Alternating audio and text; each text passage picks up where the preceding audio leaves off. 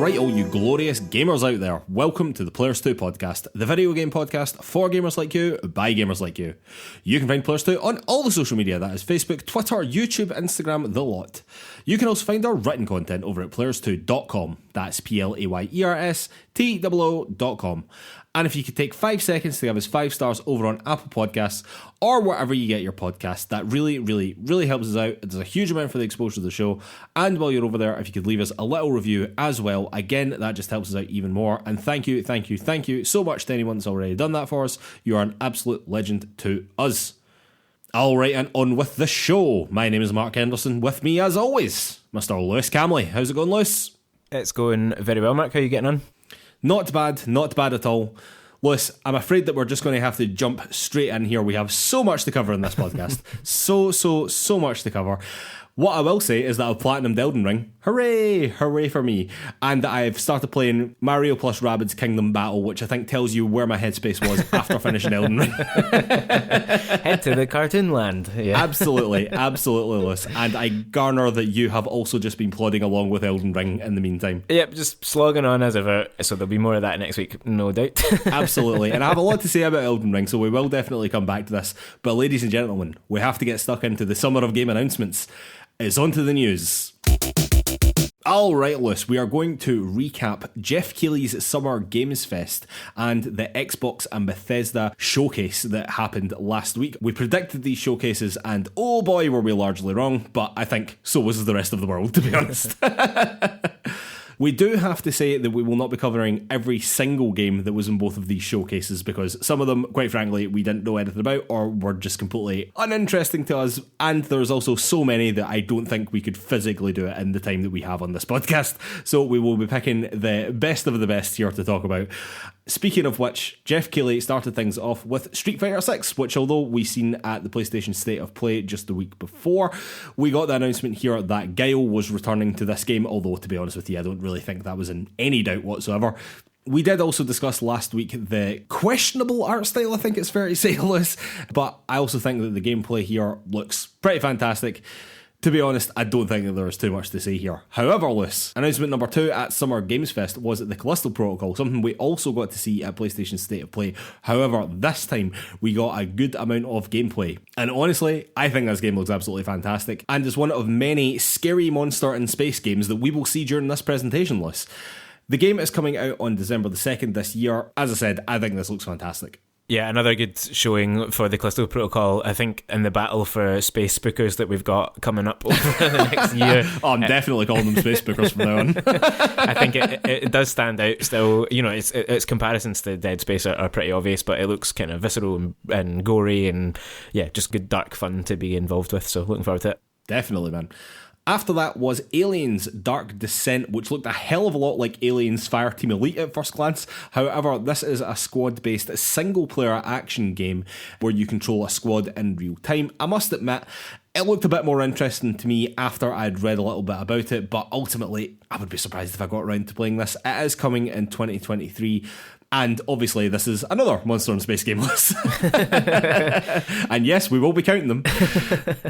After that was Call of Duty Modern Warfare 2. We got a bombastic Call of Duty-esque trailer to introduce us to the Modern Warfare 2 campaign, but ultimately it just looked like more of Call of Duty to me. And let's face it, this game is going to live and die by its multiplayer, not its campaign. But when it launches on October the 28th this year, I am certain that it will be the highest selling game of the year, almost unquestionably, Lewis. After that was Fort Solace. This is another game in the scary space genre list. This one featuring Troy Baker of being Joel from The Last of Us fame and also the time he was trying to peddle those NTFs. And Roger Clark, who was Arthur Morgan in Red Dead Redemption 2. This game apparently is an action-heavy first-person shooter described by Troy Baker as a tight thriller, whatever that means. But they were both keen to stress that the game's focus was on its narrative.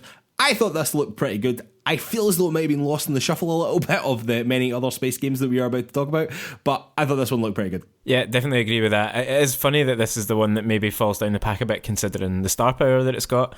They both seemed really excited about it, and I don't imagine that they would be signing up for something that wasn't fairly focused on narrative, because if this was just a space horror game, you don't really need actors of that quality or that caliber, so sort of quietly interested in this as well. Agreed. I think that if you're spending a lot of your budget on getting voice actors in of that caliber, there has to be at least a reasonable focus on the story of this game, absolutely. You would have thought.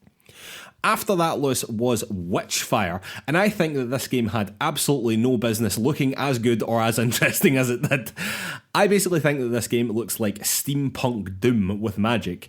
I really thought that this looked pretty good. No date on this one, but coming in early access later this year. Yeah, this is a funny one for me because I don't play first-person shooters much, but I was impressed by this. I think it looks like a really interesting spin on that. It's almost got kind of Dark Souls-y movement to it in my head. Like, it looks I can see that. It looks like it's about dodging attacks as much as it is about blowing stuff away and like using all of your skill set. So I think, yeah, if you're an FPS fan, definitely want to keep an eye on, but maybe for people like myself who aren't, it's worth keeping an eye on as well. Yeah, definitely. I really was intrigued by this, and again, I don't really think it had any business looking as good as it did, because I thought it looked pretty fantastic. After that, Lewis, was Routine. This is apparently a game that was originally shown off nearly 10 years ago in 2013. I have no idea what the hell happened to it in that time, but in this new tease that we got for it, I thought it looked pretty good. This is another game in the scary space genre, only it's not monsters this time, it's robots. But I thought this looked pretty decent, man. I thought that this looked good. Again, no release date here, but for me, something to keep an eye on. After that, Lewis, was High Water. This is an indie adventure strategy game that explores the theme of climate change, which means it will almost certainly be fucking miserable. It has a good aesthetic, I will give it that, and it has vibes of Oxenfree or something like that, and is also probably very narrative focused, which are all things that I think should be appealing to me, Lewis, but I don't know, it just never really clicked with me, this one. It is coming in late 2022, so maybe we'll get more soon, but yeah, I'm not really sure about that one. Yeah, I don't really know how I feel about this one either. There's something about it that feels like it should be drawing me in, but the trailer just didn't give away very much. It's hard to kind of tell what the sort of gameplay will be like or how interesting that story will be. As you say, thematically, good. We should be doing more climate change stuff, really. But yeah, it's hard to know if this is really going to be of interest until we see a bit more. After that was another indie game, American Arcadia, which has a 70s retro future sort of world to it, which I actually thought looked really quite good. It seems to be a sort of quote-unquote fun take on that Black Mirror episode where everyone's social status was determined by likes. You also compared it to The Truman Show as well, which I think is very accurate. Gameplay wise, it kind of reminds me a little bit of Little Nightmares, but with a much brighter colour palette. No date for this one, but this one I thought looked a bit more interesting, Lewis. Yeah, definitely keen to keep an eye on this one. Interesting idea, hopefully quite funny as well as being a good challenge. Definitely. After that, Lewis, Marvel's Midnight Suns. This got a release date of October the 7th this year, and another cinematic trailer, no more gameplay, which I think is pretty disappointing, because from what I've seen of the gameplay, it's not doing a hell of a lot for me, I have to admit. Lewis, you're much more interested in this than I am. What are your thoughts? Yeah, I guess I am more interested in it, partly because of the Firaxis team that are behind it and, you know, their pedigree on games like XCOM. But I agree, like I'm getting a wee bit tired of getting CG cinematics. It's very easy to do that with Marvel property stuff. You can basically market your entire project by just showing off cool characters and them jumping about and, you know, fun effects. Yeah, and that looks awesome, but we need some gameplay at some point. Exactly. And I like the sort of, it does feel like a slightly darker take than the sort of MCU stuff, and that's interesting to me. Maybe a slightly more adult take on it. We'll see how that pans out. But yeah, I want to see some proper gameplay. I want to get into the nuts and bolts, because for tactical games like this, that's what matters. You know, how the gameplay is, what are the different systems that are interacting, and how well they come together. So I'm not sold on this by any stretch, but I'm definitely more interested in it than you seem to be. And kind of, if it turns out the way I hope it could, I think it could be really excellent. For me, like, these games are never going to be for everyone, and I'm sure a lot of Marvel fans similarly will be like, actually, this isn't what I want, but, you know, it can't be worse than the Avengers, right? So let's give it a go at least. Setting the bar real low there, Liz. I like it. I have to admit, see, if this wasn't Firaxis and they didn't come with the pedigree that they have, I think I would have checked out in this game quite a long time ago, if I'm honest. After that, Lewis, was Cuphead, the Delicious Last Course DLC. We've seen this a few times now. We got a look at a boss fight here, which looked very typically Cuphead. This is one of these games where I don't want to see any more of it, Lewis. I just want it to come out. Unfortunately, I don't have to wait very long because it comes out on the 30th of June, which is only a mere 2 weeks away, and I'm very, very excited about it. Yeah, can't wait for this. Really excited to see more of it. It's coming in at the sort of criminally low price of like under £7 as well, I saw the other day. So what? It's like insanely cheap for what this is. So that is insanely cheap. Yeah. So yeah, enjoy. Feast on this delicious last course in a couple of weeks. Oh, that was great. That was lovely stuff. Try to get a job now. Alright, after that was Midnight Fight Express. This is another indie game which looks a lot like isometric Sifu, I think. I must admit, this wasn't doing much for me, but it was conceived by Jacob Zwinel, who is a single dad in Poland. Sorry, I've almost certainly butchered that name. But the story was also written by one of the co-writers of Destiny 2's The Witch Queen, and the animations were built with an involvement from a stuntman who worked on God of War, and the game features 40 new tracks by electronic artist Noise Scream. So it does seem to have a lot of people with pedigree working on this game, so maybe I should be more interested in it than I am, to be honest with you. I never really thought it was doing much for me, but it seems to have a lot of interesting people behind it, let's put it that way. Particularly for a game that was conceived by a single dad in Poland, you know? Yeah, again here, like kind of an interesting concept, and like I didn't know that story kind of behind it until we were talking about it just off air there. That gives me a wee bit more sort of reason to be interested in it, but I don't know, the gameplay it didn't really capture me. I'll definitely be playing Sifu before this kind of thing, but maybe if that hits, I'll give it a look. After that was Teenage Mutant Ninja Turtles Shredder's Revenge. This definitely seems to interest a lot of gamers of a certain vintage, I will say, Lewis. This trailer showed off more gameplay, it announced a new character, and it announced a 6-person co-op mode as well. It's out on June the 16th for anyone interested. I think that it looks quite cool for what it is, I've got to say. After that was Metal Hellslinger. To be honest, this is a game that I thought was already out because we have seen a lot of it before.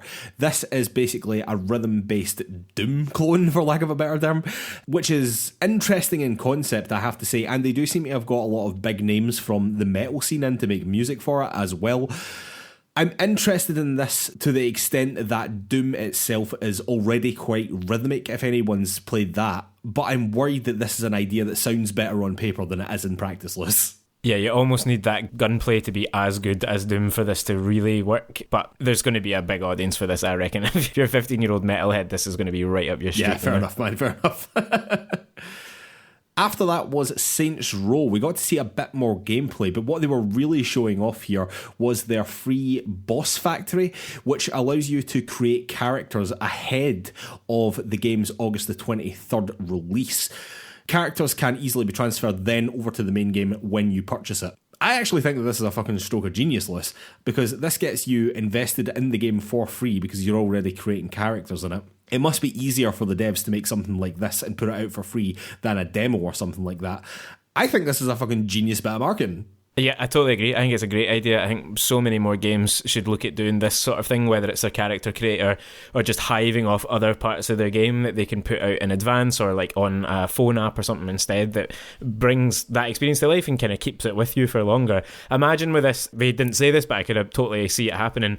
If you get a pre-order bonus, so if you pay up in advance, they'll give you a whole raft of stuff that you can use to customize your character beyond the base game.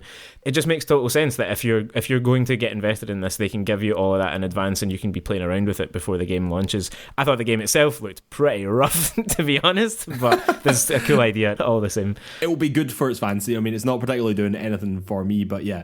It just didn't look like the sort of reinvention that they were talking about it being. It just looked like old Saints Row again to me. But, you know, yeah, there will be people that are keen for that, I suppose. Yeah, and this means that you don't have to spend 40 minutes at the beginning of a game creating your character list. This is great stuff. Exactly. Yeah, you can just get started.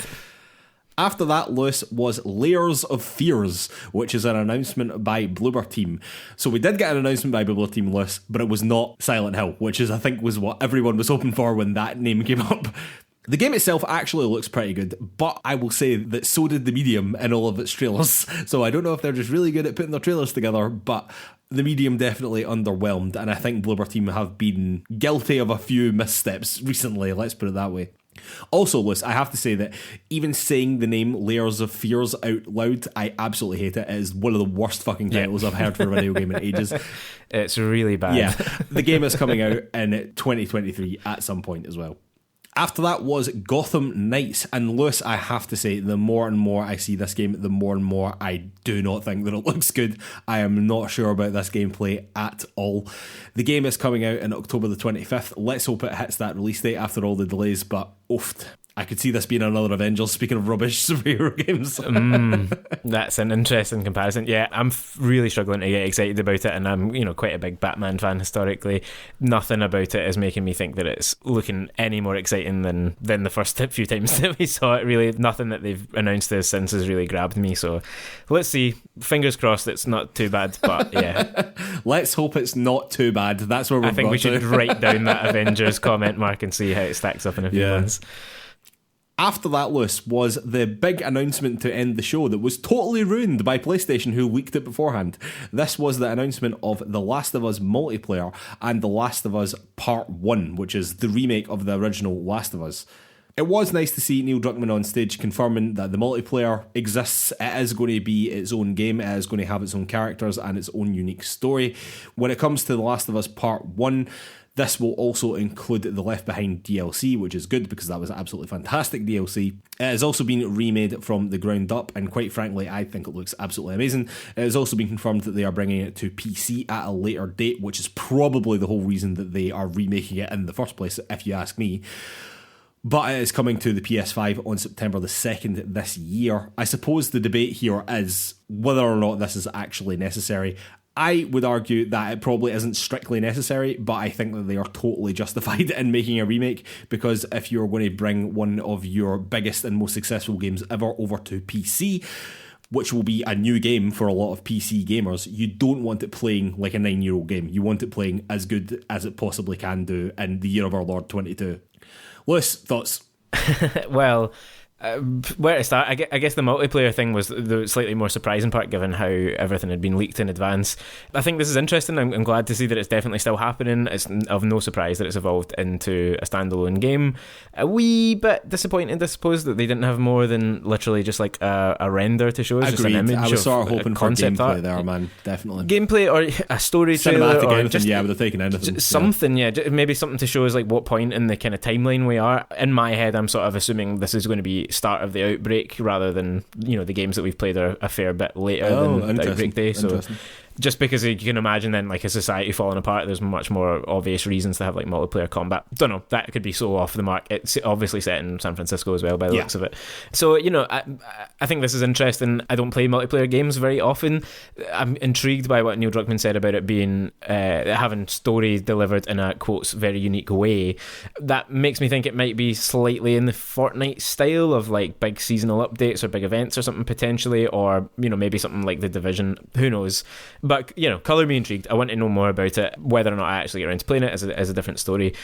And then in terms of The Last of Us Part 1, no surprise, quite literally, in the end, because the whole thing had leaked earlier in the day, which took the shine off the end of Keighley's showcase, sure, really. Definitely. I mean, it looks great, obviously, and it's got the polish and the gameplay mechanics from Part 2, which will be fantastic. Will make that game even better. There will be some parts of it, I think, that might have to be kind of more fully redone than that, because you can't just introduce these mechanics and the level still feel the same or whatever, but wait to see more of it. I don't think it's necessary. I mean, I totally take on board what you're saying about the PC port, and that sort of makes sense, but also it was remastered, in 2014, 15, 16, whenever that was. It was 2014. It was still quite a long time ago. It was only a year after the game. Fair enough, but like Uncharted 4 came to PC and wasn't remade, and it was only a couple of years after that even, so it's just, I don't know, I can understand why people, I don't think anyone's that angry about it or anything. Really? I think there's just a bit of a sense. A lot of people do seem to be quite angry about it for some reason. I don't think there's anger about it. I think there's kind of like a shrug of the shoulders is what I've detected. Like, people are kind of like, what is the need for this? It's quite evidently just about them cashing in, right? Like, and that's fine, and they're a private company, and why shouldn't they do that? And they will sell, and people do want it, but there's no real demand for this without them saying that they were going to do it. The same game will have been released 3 times within a decade. I don't think that's a great picture of like creativity within in the industry, but obviously they have a lot more to give us, so you kind of forgive it all because it's not like they've done this at the expense of everything else. I don't imagine I'll play it on release, not that excited by it, but at some point down the line, I'll probably see what it looks like in that sort of detailing with those sorts of mechanics. I wouldn't be rushing to play it either on day one, to be 100% clear. I wouldn't be rushing to do that either. However, if at some point in my life, which I reckon I definitely will do, is play The Last of Us Part 1 again, I will play this version of it. Like, I will go and buy this rather than playing the remaster version I already own. You know? Yeah, sure. But I won't be running out to buy it. But a lot of other people will, and I think when it comes to PC, it will be a huge hit. So, there you go. Lewis, I think the showcase for Jeff Keighley was basically fine overall.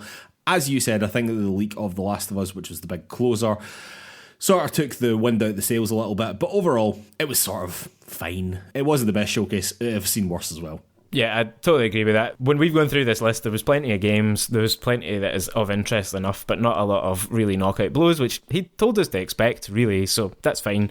I do think, and we'll obviously come on to the Xbox showcase, but his felt so much more baggy compared to theirs. Like when we get talking to Xbox, I mean, it was relentless. Yeah. Whereas the Keighley show is so interrupted by chats with the devs and other adverts and stuff, and all that stuff is nice, but it really pads out when you think about how much gameplay we actually saw here, or how many cinematics we actually saw. The show was way longer than that, so that would be my other criticism of it, really. Yeah, and speaking of the Xbox showcase, Lewis, moving straight onto it, and yes, most of the games that we cut were probably cut from this, to be fair. I know, as you said, it was absolutely relentless. Sarah Bond did come out early doors and say that they were focusing mostly on games that you could play in the next 12 months, which is great and something that I think Xbox should absolutely have been doing with a showcase, so thumbs up there. So just getting stuck into the games list, they started things off with Redfall, and we got to see a good amount of gameplay here as well.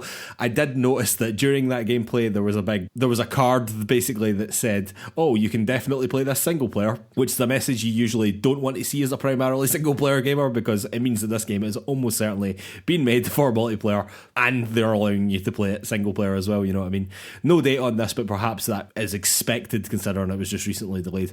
Ultimately, doing very little for me, to be completely honest. But glad it was here. Glad they showed it. I think that they had to do that, you know. After that list, though, something that I was very, very goddamn interested in, Hollow Knight Silksong. Oh my god, I could not believe that this was here. Genuinely stunned me when this popped up. It lives, Liz. It absolutely lives. And I'm so glad that we got to see it this summer, because I would have started to get really worried about the game if we didn't see it this summer.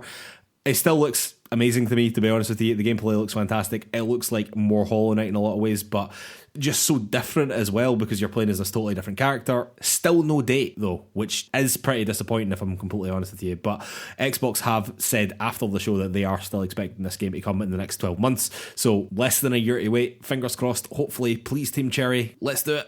Yeah, it absolutely must be coming soon. It looks finished. It's looked as finished as it ever has, right enough. I mean, I don't think we've been really waiting for that polish. We just need to get the date and know when it's coming.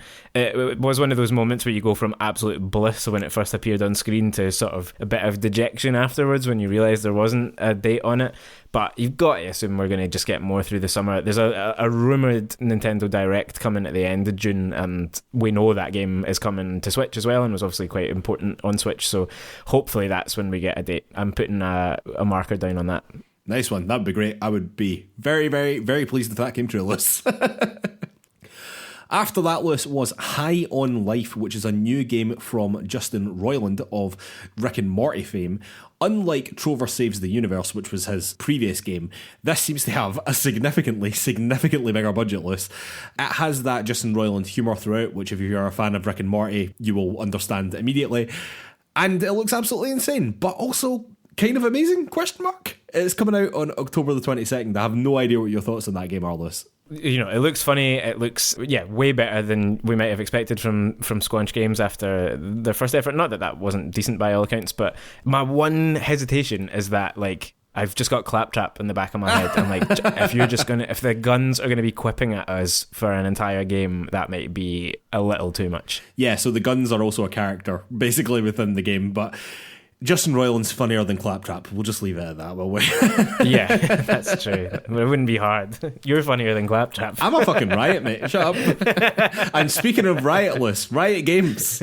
By the way, that was segued like a fucking hero. Very good, very good. Riot Games, all of Riot Games are basically coming to Games Pass on PC, Lewis, which I actually think is an enormous announcement for a lot of people out there. The games included here are League of Legends, Legends of Runeterra, Teamfight Tactics, and Valorant, all of which are some of the most played games in the world, and they're all coming to PC Games Pass this winter. I sort of can't believe that, but it's an incredible get for Microsoft. After that, Lewis, was A Plague's Tale Requiem. We got to see a nice gameplay trailer here, but I don't know, I have to admit I was a little bit underwhelmed by it, to be honest with you. I was excited about this game because I thought it was going to be taking like a big step into like proper true AAA levels, do you know what I mean? But I don't know, it looked still quite AA to me. And I'm not really saying that as an insult, I just was hoping for more, I suppose. I'm still very interested in playing it, I still want to go back and play the first one, but I don't know, it was a little lacking for me. I don't know, yeah, I'm still quite intrigued by this. I do agree, like, I don't think it is going to be like a long AAA game by any stretch. I'm kind of expecting it to be of a similar kind of quality and length as the first Hellblade game was, you know, probably not too dissimilar from what the first Plague Tale game was, but yeah, I'm keen to play the first one, quite keen to dive into this as well. After that, Lewis, was Forza Motorsport, which finally got announced. Not Forza Motorsport 8, just Forza Motorsport. It looks absolutely stunning. What else do you say about it? It looks absolutely incredible. However, to me, it just does look like more Forza. They kept on going on about this sort of day-night cycle thing that they had going on, and I didn't really understand why they were making such a big deal out of that. It looked fantastic, but I didn't really get it. Yeah, it's hardly the thing of the century. Yeah, exactly. Like, yeah. Look, I'm sure if you're into your Forza, maybe that made a hell of a lot more sense to you. And if you are a Forza fan, there's very little doubt in my mind that you will enjoy this game. It's coming in spring 2023. Looks gorgeous as you would expect. Looks like Forza. After that, we got Overwatch 2, and I think a lot of people, including myself, were wondering whether or not any Activision Blizzard games would make an appearance here, Lewis, and they did. We got a good look at Overwatch 2, which I think was received pretty positively by that community so far as I can work out. I am not plugged into Overwatch or that world in the slightest. It seems as though we got a reveal of a new character here as well. If you're into your Overwatch, it looks as if you're getting the second one on October the 4th in early access this year, which is sooner than I was expecting it, to be completely honest with you. I had no sort of frame of reference for this game, but it felt as though it was maybe a bit further down the line than October this year. Yeah, it just had all gone very quiet really after the first kind of couple of things we heard. So yeah, just good to know that it's still on track and coming reasonably soon. Definitely. After that was Forza Horizon 5 announcing more Hot Wheels DLC list. Hot Wheels again. It's coming on July the 12th this year. The Hot Wheels DLC for Forza Horizon 4 was very well received, and this one looks even more insane than that, to be completely honest with you. So if you're into your Forza, definitely look out for that. It did look pretty fucking amazing, to be honest. After that, Lewis, was Scorn. This is the first-person horror game which is heavily inspired by H.R. Geiger, which also distinguishes itself, I think, from the mountain of space games we now have by being super gross-looking. In all seriousness, I think this game looks pretty great. I think the first time that we've seen it was actually at the Series X reveal, and I still think that it looks good now, to be honest with you. It's coming on October the 21st. I'm excited for it. I definitely want to play this. Yeah, definitely. I mean, again, it's not the type of game I would naturally gravitate towards, but I always thought that trailer at the original Series X showcase was one of the most impressive, one of the most exciting things we saw at that event. And again, this has gone quite quiet and it seemed to get delayed a few times, but good to know we've got a date at last and it's still looking pretty grimy. Oh yeah, pretty horrible. Everything looks wet. That's what it's got. Everything looks moist. Exactly that. And the guns seem to be like sort of made of flesh or something as well. It's just everything about it is just kind of a bit wrong. So sounds good to me. After that, Lewis, was Flintlock, The Siege of Dawn. Honestly, again, this is one of these games that I never thought had any business looking as good as it did. This is from the same people who made Ashen and is a third-person action game with Souls-like combat, but with sort of Forsaken-esque movement. I don't know if that's a good description or not, Liz, but I don't know. It stood out to me. It's definitely something worth keeping an eye on. It's coming in early 2023. Yeah, definitely an interesting looking one. Like you say, kind of surprising how good it looks, given that we don't sort of know too much about it. But I don't know what to expect from it. I didn't think the trailer gave it away a ton. If it's got that Souls-like combat, but with a sort of more free-flowing movement, that'll be interesting to see how that plays out. Yeah, one to watch. Definitely. After that was Minecraft Legends, Lewis, a new action strategy game in the Minecraft universe, which is coming in 2023. I must say, Lewis, that I think that the Minecraft aesthetic looks fantastic in Minecraft, particularly when they do all that mad ray tracing stuff. It looks awesome. No shade to it whatsoever. However, I do think that voxels and that Minecraft look just looks terrible at anything else. Like, see things that are moving quickly. I know that might just be a personal thing for me, but I really didn't think this looked good.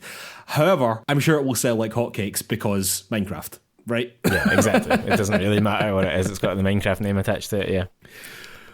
After that was The Last Case of Benedict Fox, which is a very interesting looking Metroidvania list. And you know, when I see Metroidvania, I'm like fully on board right away almost. The game looked very Lovecraft inspired. It did have combat going on in it as well. It's coming in spring 2023. This is definitely one that caught my eye, I have to say. Yeah, definitely a really nice art style. It looks like an interesting world that they've built out there. 2D side-scrolling Metroidvania, tick. Engaging in emotional storytelling, tick. The action looks fun. I think this was a bit of a standout. Art style, I think, could put some people off, but it was working for me. I must admit, I wasn't mad keen on the art style, but the rest of it is, as you were saying, so many ticks, I don't really care. After that was As Dusk Falls. This is a self-described interactive drama. This very much looks like Life is Strange meets Until Dawn to me, Lewis. It is apparently set over 30 years and follows two families in a small town in Arizona. It has a very unique comic book-esque art style to it. It's coming on July the 19th. I don't know, it feels as though I should be more excited about this game than I am, Lewis, but for some reason I'm just sort of not. I think that reason, or certainly the reason for me, is that art style. I can totally appreciate what they were going for and, applaud them for trying something that looks quite different to most other games, really, but it leaves me cold. I like it in short bursts, but I think about sitting and playing that for hours with that slightly kind of static, changing image version of graphics rather than just like a fully playing scene. We've seen some really amazing FMV games recently. It looks everything like everything's moving at like 2 frames a second, right? That's exactly. Yeah, it's like when you remember at the end of certain fighting games where you'd get, instead of a proper CG end story, you just kind of got some images with a voiceover. Like the old Mortal Kombat games used to do that a lot. What a comparison! It feels a bit like great. that. Yeah. And so, I'm really intrigued to see what the story is. I like the kind of scope and ambition of it in that sense. It's going to take quite a bit to get me past that art style and into the game. Hopefully they can do it though. Yeah, absolutely. Speaking of dodgy art styles, Lewis, Pentiment. This is a new project from Josh Sawyer of Obsidian, who is the lead developer of Fallout New Vegas and Pillars of Eternity. But this game looks absolutely fuck all like any of them. It is set in 16th century Bavaria and is a 2D RPG adventure game with a branching storyline, which looks to me a bit like Detroit Becomes Human, but 2D. However, this art style, I don't really even know how to describe it. It looks like a cartoon version of a Renaissance painting or something like that. I'm not keen on it at all. It's coming in November this year, but listen, I'm really not sure what to make of it. I want to like this because Obsidian, but I don't know. You don't have to just because it's Obsidian. But I want to. I want to like all the games list. Like you say, it's quite a different vibe. It gives me the feeling that it's Josh Sawyer's sort of labour of love, that he's just had this idea that he wanted to do something kind of set in this time period and in this style. The art style, it's got to kind of be seen. I think it's interesting. It's jarring. It won't be for everyone. I don't. There's something about it that I'm kind of intrigued by. I like that they've leaned into the setting essentially and made the visually kind of mirror that, or like how we experience that time period, I suppose. But I don't know. I need to know a lot more about it before I would consider playing it. Really, it couldn't really tell what was going on in terms of the actual kind of gameplay and story. Yeah, to be honest with you, I think it is a sort of difficult sell, that type of game at the best of times. But yeah, really not sure. Fine about for that Game one. Pass though, which is obviously where it's going. Well, listen, I didn't want to call it Game Pass filler, but it does feel a bit like that. All right, after that was Grounded. We got a full release window for the game. The game is still being in early access right now, but no hard release date yet, which was a little bit surprising. But this was very much an expected announcement from the showcase. If you want to play Grounded, I'm sure you probably already have by now, to be honest with you. Fully available on Games Pass, of course. And everything here, by the way, is going to be available on Games Pass day one, basically. It's an incredible slate that they've got coming to that service. It really is very impressive. After that list was Diablo 4. This the second Activision Blizzard game to make an appearance here. This was basically showing off their new Necromancer class and some gameplay as well, which for a Diablo game I thought looked pretty fantastic, to be completely honest with you. There was also an emphasis on getting end game content there ready to go at the launch of the game, which for a game like this I think is very important. It's coming in 2023, no hard release date yet. Ultimately, I probably won't play it, but I think for what it is, it's looking pretty good, man. It's looking pretty good. Yeah, a bit of a win after the disaster that Diablo Immortal's been seen as well. Well, we did sort of miss that. That is a fucking shambles, that game. No one played that. That is a con and a half, that game. It's embarrassing. But, you know, this looks like proper Diablo, something that hopefully the fans will get behind. And yeah, I thought it looked good. It doesn't massively interest me either, but everything that they showed, you're like, yeah, fair enough. That looks decent enough. Yeah, definitely, man, definitely. After that list was Cocoon. This is a 3D puzzle game from the makers of Limbo/Inside, which looks as though it's about moving giant Dragon Balls around to solve puzzles. It's coming in 2023. I must admit, mate, I wanted to like this more than I did, but this looked right up your street. Right up your street. Yeah, I thought it looked cool. Liked the kind of vibe of it. Yeah, it's a puzzle game where you're carrying around these balls, and within each ball is the sort of another world that you can then get inside, and then there's like a puzzle to solve within that would affect the outer version of it. You know, it's like Russian dolls almost, and you kind of have to go in and out of each of them. I thought it looked cool. I'm willing to put my trust in this developer, given the clout that they've got on Limbo and Inside. I think he was actually the lead puzzle designer for Limbo, so that's a good... Not that the puzzles were amazing in Limbo, to be totally honest, but it's good pedigree, man. Limbo was awesome. It's good pedigree, yeah. Exactly, yeah. I mean, those are fantastic games, so I'm definitely intrigued by this one, due to release next year as it stands, and obviously straight into Game Pass as well. Absolutely. After that was Wulong Fallen Dynasty, this by Team Ninja of Neo fame, and man, does this game look like Neo. I assume that this will be Souls-like in nature. I hope that this is a return to form for Team Ninja after Final Fantasy Origins, although I basically don't think that was their fault. This is coming in early 2023, definitely something that you keep your eye on as far as I'm concerned. Yeah, a really solid like CG cinematic trailer for this. It looks interesting. They've obviously got the clout there with Neo, but it's also been developed in collaboration with W-Force, who make the Dynasty Warriors games. And given the fact that the word Dynasty is in the title, I'm sort of wondering if this is going to be like a Neo Dynasty Warriors crossover, where it's sort of in that universe, but is a more soul style of game, which I think that will tick a lot of boxes for people. So definitely keen to see a bit more of this. And this was so late in the show that they obviously think it's a good game or a decent pick to have, so that's great. Yeah, man, definitely. After that, we got an announcement that I thought was pretty unbelievable almost, and that is that the last 3 Persona games will be coming to Games Pass, which is fucking insane because these games were PlayStation staples for such a long time. We got the announcement that Persona 5 Royal is coming to Games Pass on October the 21st this year, with Persona 4 Golden and Persona 3 Portable coming next year. It has subsequently been announced as well that these games are coming to PlayStation and to Steam, but to announce this at an Xbox showcase is absolutely insane to me. And for those that don't know, Atlus is actually a subsidiary of Sega, and Xbox and Sega have had a lot of good collaboration recently, I will say, specifically around the Yakuza series as well. I think that they are a strong candidate to be bought, you know. One of the main reasons I thought that they wouldn't be bought was because of how strong a relationship Sony have with Atlus specifically, and subsequently through them Sega. But man, it just seems as though every Sega or Atlus announcement that's happening is not happening through Sony anymore, it's happening through Xbox. Yeah, there's definitely smoke there. It feels like there's some sort of partnership brewing. great for Persona fans that these are available, because they're not the easiest games to get a hold of necessarily. Absolutely, they are fucking not, and that is a problem PlayStation should have sorted out a long time ago. Certainly before now.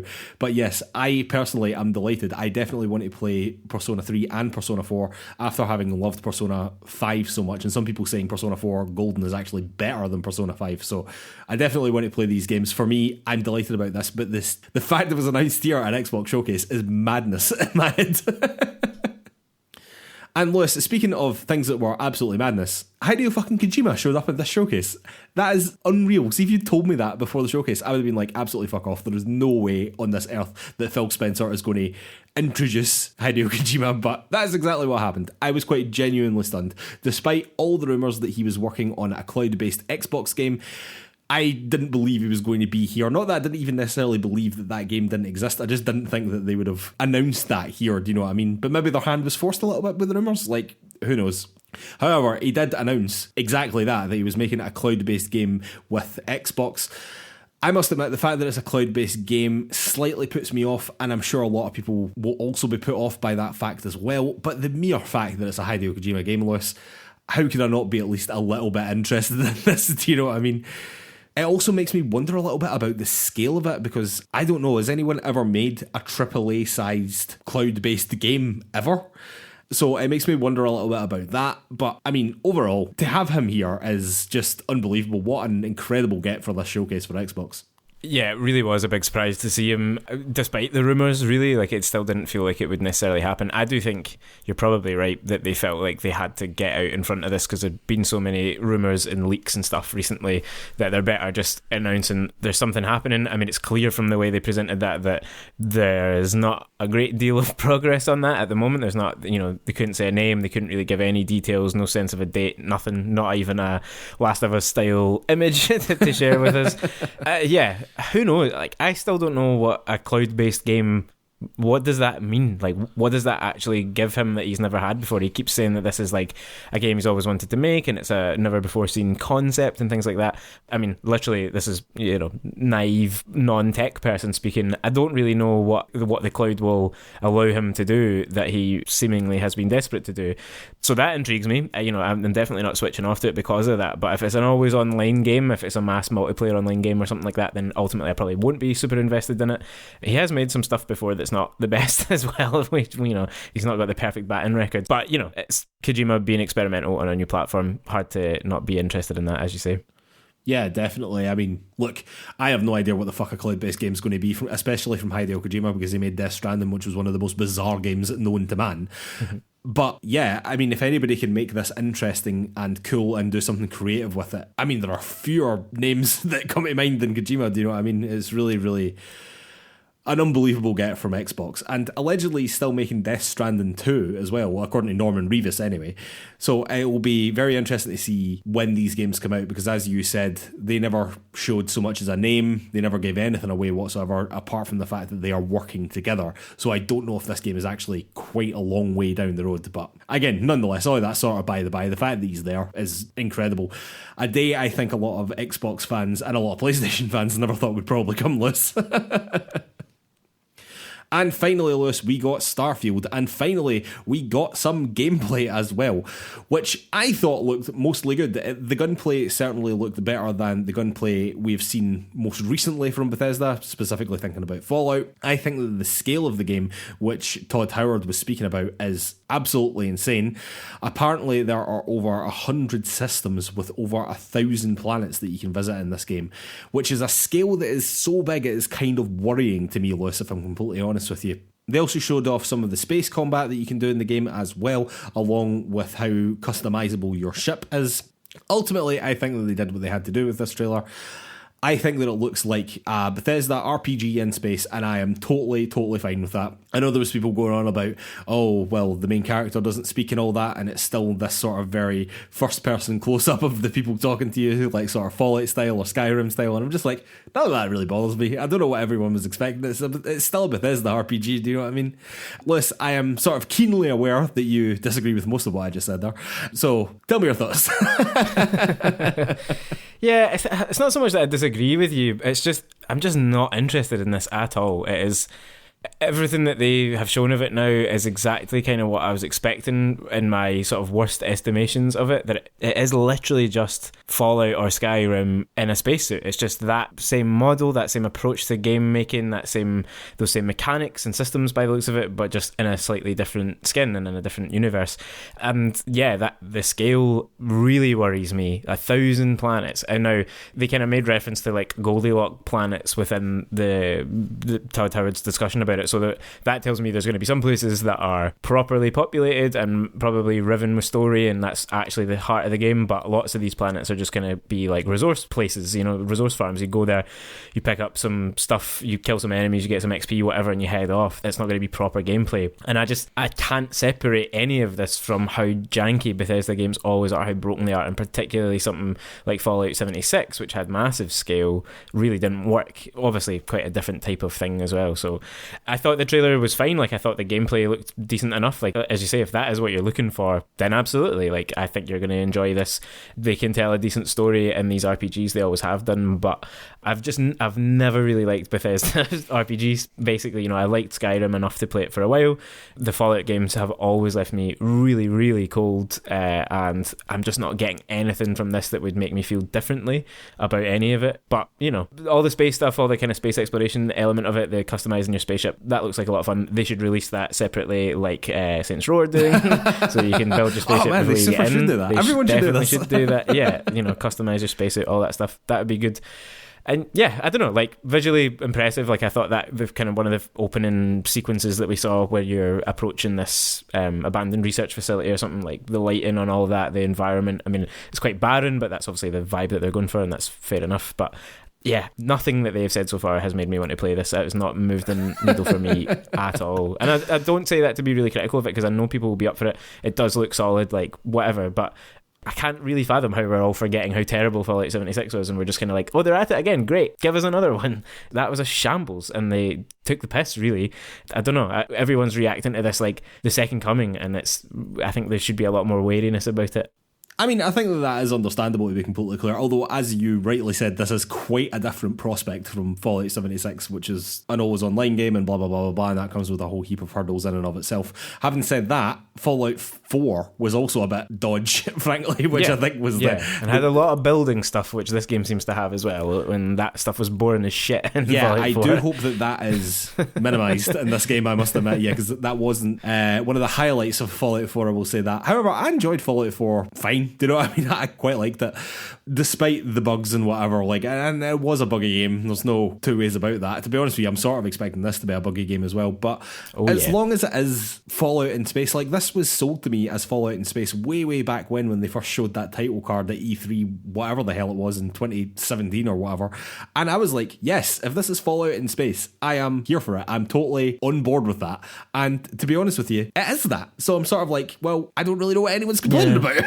It's just that it's been like 6 years since Fallout 4, and it does literally just look like Fallout 4 but in space. You know what I mean? It doesn't look like an evolution to me of their formula, and I think you would expect that after this amount of time and after the struggles of the last couple of games. That's my central point, I guess. Maybe, I guess, the scale is the new thing, right? They've probably never made a game quite of that scale. I assume a lot of these planets might even be like procedurally generated and stuff like that, as you were saying to me off air, which I agree with. I think that they probably are. If you're doing that amount of planets, it's almost impossible not to do some sort of procedural generation.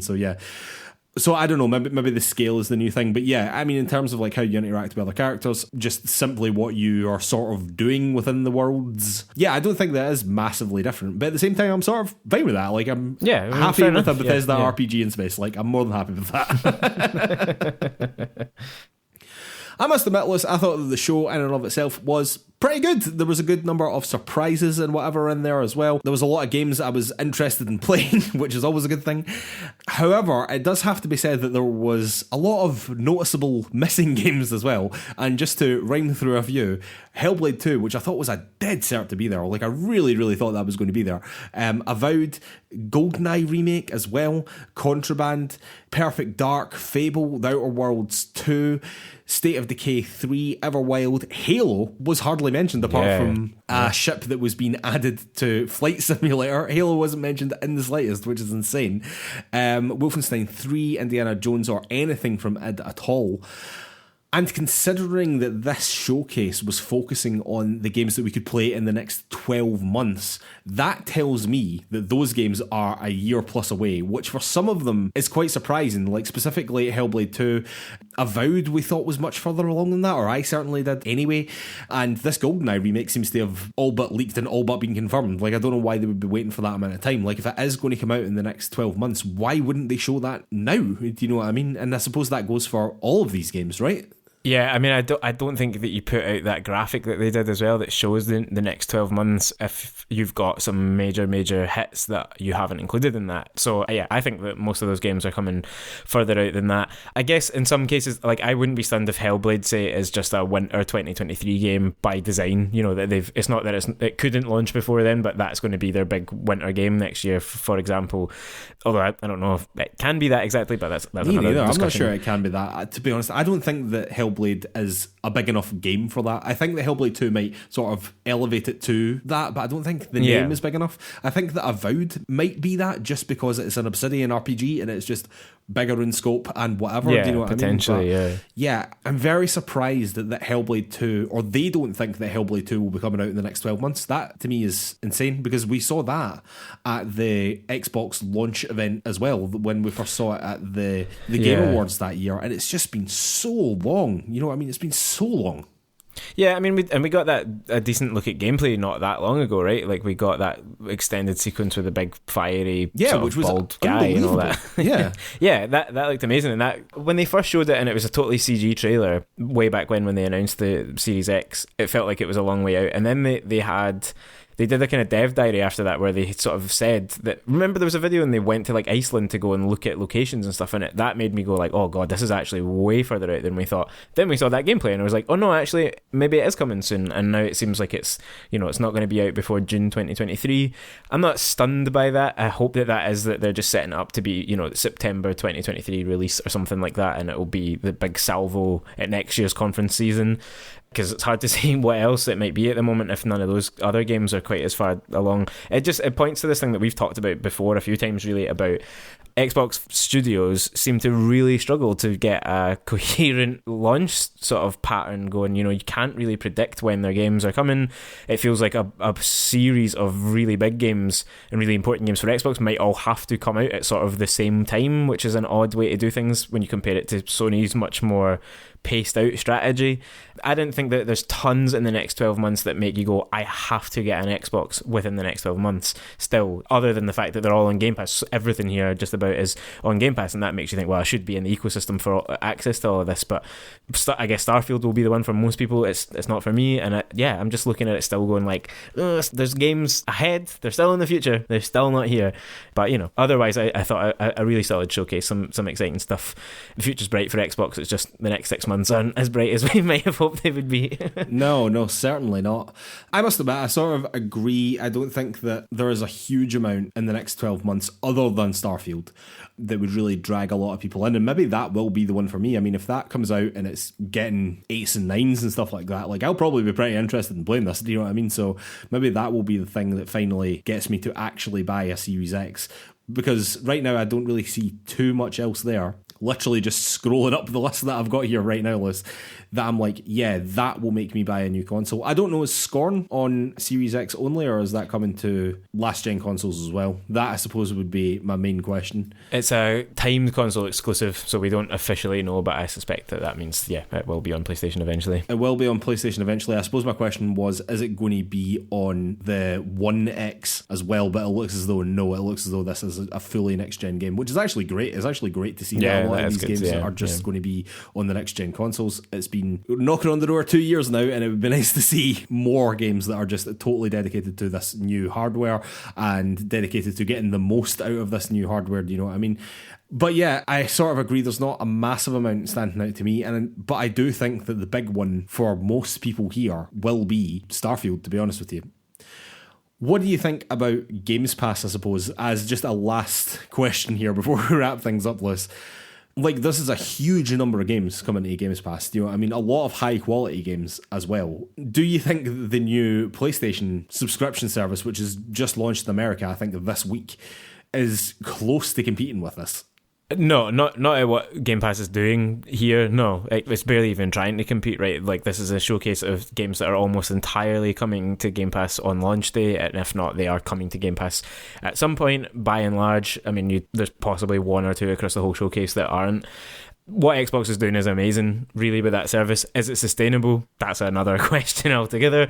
What it means for the quality of games, as we've talked about before, I mean, that's another concern with Starfield for me, is like, Starfield doesn't need to be good, it needs to be long, and that's what you're going to get with 1,000 planets, you know, because you don't get the money from great reviews, right? You get the money by keeping people on Game Pass as long as possible. To be fair, I think most of Starfield's development was done before they were bought by Xbox. So I'm not sure that that's necessarily tying into the Games Pass thing. I mean, we don't know all the ins and outs of that, but I'm being slightly facetious there. But my point is that a lot of games coming to the service, and a lot of long games as well, or a lot of multiplayer games, is kind of more important than the actual individual quality of any of them because of the Game Pass model. So plenty of games over the last couple of years that we've thought looked really good end up being kind of rated 7 out of 10 or having various issues and not really hitting the mark. So it can be a bit of a poison chalice, Game Pass altogether. But, you know, if you've got an Xbox or if you've got a PC that can run Game Pass games, yeah, I mean, there's just not an argument not to be on it. It's an incredible, like, to look at the games that you're going to get in the next 12 months from Xbox that you can dip in and out of, find out if they're for you. It's amazing.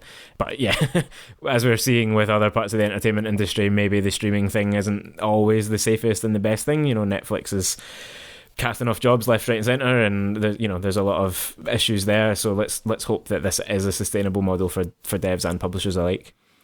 Yeah, I would agree with most of that, to be completely honest with you. I mean, I don't think there's any reason for anyone in all of gaming basically not to be on Xbox Game Pass, to be completely honest with you, unless you don't have a PC that can run it or don't have an Xbox. Like, if you have a PC that you game on, there's no reason not to have Game Pass, and if you have an Xbox, I'd have no idea why you would ever buy an Xbox and not be on Game Pass. It's such an incredibly good deal at this point, and yeah.